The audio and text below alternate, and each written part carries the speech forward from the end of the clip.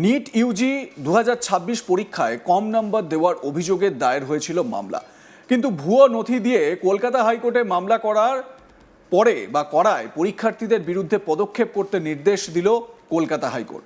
এই সংক্রান্ত দুটি মামলা দায়ের হয়েছিল হাইকোর্টে। একজন পরীক্ষার্থী নথি জাল করে মামলা করেছেন বলে জানিয়েছে এনটিএ বা ন্যাশনাল টেস্টিং এজেন্সি। অন্য পরীক্ষার্থী মামলা নিজেই প্রত্যাহার করে নিতে চাইলে ও বিচারপতি জানিয়েছেন তার ক্ষেত্রেও যদি দেখা যায় নথি বিকৃত করেছে তাহলে আইন অনুযায়ী পদক্ষেপ করতে পারবে নিট কর্তৃপক্ষ। রূপসা গাঙ্গুলি নামে এক পরীক্ষার্থী নিট ইউজি 2026 পরীক্ষায় 3টি আলাদা স্কোরবোর্ড পাওয়ার অভিযোগ তুলে কলকাতা হাইকোর্টের দ্বারস্থ হয়েছিলেন।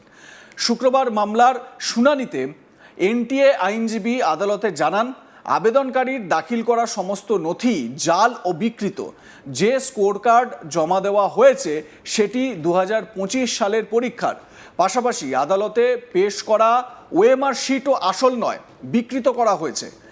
এনটিএর দাবি, এ ঘটনায় তারা আবেদনকারীর বিরুদ্ধে আইনি পদক্ষেপ করবে এবং আগামী 3 বছর তাকে পরীক্ষায় বসতে দেওয়া হবে না। অন্যদিকে পরীক্ষার্থীর পক্ষে আইনজীবী আদালতের কাছে সময় চেয়েছিলেন বিষয়টি খতিয়ে দেখে বক্তব্য পেশ করার জন্য। পাশাপাশি এনটিএকে রিপোর্ট দেওয়ার আর্জি জানিয়েছিলেন তিনি। কিন্তু উভয় পক্ষের বক্তব্য শোনার পর বিচারপতি অমৃতা সিনহা বলেন, আদালতকে বিভ্রান্ত করার উদ্দেশ্যে জাল নথি পেশ করার চেষ্টা হয়েছে। এরপর আদালত মামলাটি খারিজ করে দেয়। তবে পরীক্ষার্থীর বিরুদ্ধে প্রয়োজনীয় আইনি ব্যবস্থা নেওয়ার জন্য এনটিএকে নির্দেশ দিয়েছে আদালত। ছাত্রীদের বা পরীক্ষার্থীদের যে অভিযোগ, সেই অভিযোগ হচ্ছে গিয়ে যে কম নাম্বার দেওয়া হয়েছে এবং তার বিরুদ্ধে যখন মামলা করা হলো, এই কম নাম্বার দেওয়ার পরিপ্রেক্ষিতে যখন মামলা করা হলো নিট কর্তৃপক্ষের বিরুদ্ধে, তারপর দেখা গেল যে ভুয়ো যে তথ্য বা সেই ভুয়ো তথ্য দেওয়া হয়েছে এবং এর নেপথ্যে কি রয়েছে সেটা খতিয়ে দেখার জন্য কলকাতা হাইকোর্ট নির্দেশ দিয়েছে তদন্ত এগিয়ে নিয়ে যাওয়ার। সৃজা মহান্তি নামে আরেক পরীক্ষার্থী, তিনিও 2026 সালে পরীক্ষা দিয়েছিলেন বলে দাবি করেছেন। তার প্রাপ্ত নম্বর পাওয়ার কথা 659, কিন্তু তাকে দেওয়া হয় মাত্র 289। প্রায় 370 নম্বরের পার্থক্য হয়ে যায় বলে দাবি করে মামলা করেছিলেন তিনি। কিন্তু আজকে আইনজীবী শুনানির সময় মামলাটি প্রত্যাহার করে নেওয়ার আর্জি জানান। বিচারপতি সিনহা নির্দেশ দিয়েছেন মামলা প্রত্যাহার করতে চাইলেও তার বিরুদ্ধেও এনটিএ পদক্ষেপ করতে পারবে। নিট ইউজি এবং এই নিট ইউজিকে কেন্দ্র করে প্রশ্ন ফাঁসের পর তারপর দ্বিতীয়বার পরীক্ষা নেওয়া এবং এই নিট ইউজির প্রশ্ন ফাঁস নিয়ে দেশে তোলপাড় হয়ে গেল। সিজেপি ছাত্র আন্দোলনের জেরে কেন্দ্রীয় শিক্ষামন্ত্রী পদত্যাগ করলেন, ইস্তফা করলেন, তার পোর্টফোলিও চেঞ্জ হলো না, তাকে ইস্তফাই করতে হলো। তো এই রকম পরিস্থিতিতে একটা অন্য ঘটনা এবারে সামনে এসেছে। আমার সহকর্মী মানস নস্করের কাছ থেকে বিস্তারিত জেনে নেব। নিট ইউজি পরীক্ষার ভুয়ো মার্কশিট দিয়ে কলকাতা হাইকোর্টে মামলা করায় মামলা খারিজ করে দিলেন বিচারপতি অমৃতা সিনহা। একই সঙ্গে তিনি নিট ইউজি কর্তৃপক্ষকে নির্দেশ দিয়েছেন ওই পরীক্ষার্থীদের বিরুদ্ধে আইনানুগ ব্যবস্থা নিতে। বিচারপতি অমৃতা সিনহার বেঞ্চে দুই পরীক্ষার্থী মামলা করেছিলেন। তাদের পরীক্ষায় যা প্রাপ্ত নম্বর, সেই নম্বরের থেকে তারা কম নম্বর পেয়েছেন বলে দাবি করে। যেখানে দেখা যায় নিট ইউজির পক্ষ থেকে জানানো হয় যে সম্পূর্ণ ভুয়ো নথি বানিয়ে, ভুয়ো স্কোর কার্ড বানিয়ে তারা এই মামলা দায়ের করেছেন। একজন প্রার্থীর ক্ষেত্রে দেখা যাচ্ছে যে তিনি 2026 সালে মামলা করেছেন 2025 সালের পরীক্ষার যে প্রাপ্ত নম্বর সেই দিয়ে। একই সঙ্গে মার্কশিটেও নম্বরের অদল বদল করেছেন তিনি বলে নিটের পক্ষ থেকে জানানো হয়। তারপরেই বিচারপতি অমৃতা সিনহা তিনি জানান যে কোথাও আদালতকে বিভ্রান্ত করার জন্যই এই মামলা দায়ের করা হয়েছে। নথি খতিয়ে দেখার পর এদের বিরুদ্ধে উপযুক্ত ব্যবস্থা নিতে হবে। নিটের পক্ষ থেকে জানানো হয়, নিটের যিনি আইনজীবী ছিলেন তিনি জানান যে পুরো যে এদের বিরুদ্ধে যে অভিযোগ, সেই অভিযোগ যদি পুরোটাই সত্যি হয় সেক্ষেত্রে আগামী 3 বছর পরীক্ষায় বসতে দেওয়া হবে না এই প্রার্থীদের।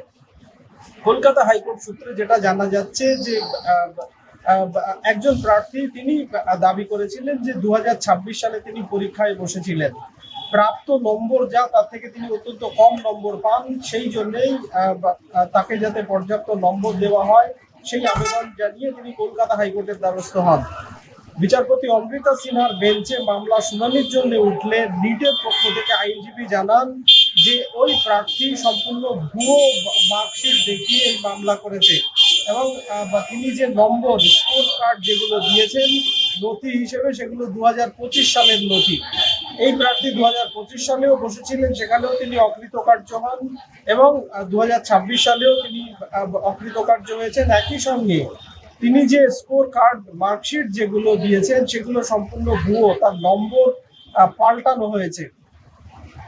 যদিও মামলাকারীর পক্ষ থেকে ওই পরীক্ষার্থীর পক্ষে যিনি আইনজীবী ছিলেন তিনি বলেন এই বিষয়ে তদন্ত হোক, পাশাপাশি তারা এই বিষয়ে তাদের বক্তব্য জানাবে।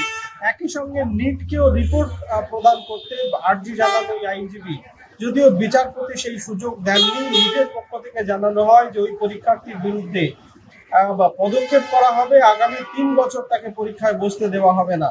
বিচারপতি দুই পক্ষের বক্তব্য শোনার পর জানান যে যদি সত্যি এই প্রার্থী ভুয়ো নথি দিয়ে মামলা করে থাকেন তাহলে তার বিরুদ্ধে নিট আইনানুগ যা পদক্ষেপ নেওয়ার নিতে পারবেন।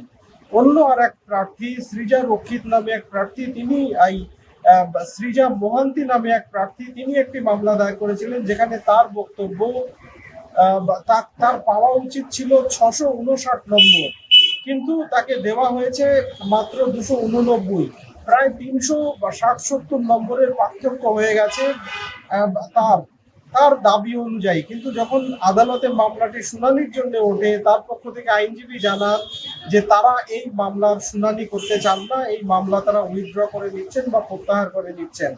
বিচারপতি অমৃতা সিনহা জানিয়েছেন যে মামলা প্রত্যাহার করে নিলেও যদি দেখা যায় নথি খতিয়ে যে এই নথির ক্ষেত্রেও গলদ রয়েছে তাহলে এক্ষেত্রেও নিট কর্তৃপক্ষ আইনানুগ যা ব্যবস্থা নেওয়ার তা নিতে পারবেন। উল্লেখ্য, আমরা জানি যে নিট ইউজি আন্দোলনকে কেন্দ্র করে গোটা দেশে বলা যায় যে গোটা দেশ উত্তাল। শিক্ষামন্ত্রী ধর্মেন্দ্র প্রধান তিনি কিছুদিন আগেই পদত্যাগ করেছেন। এই পরিপ্রেক্ষিতে নিট ইউজিকে কেন্দ্র করে কলকাতা হাইকোর্টে দায়ের হওয়া মামলায় বলা যায় যে ঠিক উল্টো ছবি। দুজন প্রার্থী তারা সম্পূর্ণ ভুয়ো নথি বানিয়ে কলকাতা হাইকোর্টে মামলা দায়ের করেছেন, তাদের প্রাপ্ত নম্বর তারা পর্যাপ্ত নম্বর পাননি এই দাবি নিয়ে। কিন্তু নিট ইউজি কর্তৃপক্ষের দাবি বা তারা জানিয়েছে যে এই প্রার্থীরা কলকাতা হাইকোর্টে যে নথি দিয়ে মামলা করেছে সেই নথি সম্পূর্ণ ভুয়ো। তারা যে স্কোর কার্ডগুলোকে মামলার নথি হিসেবে দেখিয়েছে সেখানে নম্বরের অদল বদল করা হয়েছে। পাশাপাশি 2025 সালের স্কোর কার্ড প্রাপ্ত নম্বরের যে মার্কশিট সেই মার্কশিট দিয়ে 2026 সালের মামলা করা হয়েছে। মামলাকারীদের পক্ষে আত্মপক্ষ সমর্থন করে আইনজীবীরা বক্তব্য জানানোর সুযোগ চেয়েছিলেন বিচারপতির কাছে, কিন্তু বিচারপতি অমৃতা সিনহা সেই সুযোগ দেননি। তিনি জানিয়েছেন যে কোথাও একটা প্রার্থীরা আদালতকে বিভ্রান্ত করার চেষ্টা করেছেন, সেই জন্য তাদের বিরুদ্ধে নিট কর্তৃপক্ষ আইনানুগ যা ব্যবস্থা নেওয়ার নিতে পারবে।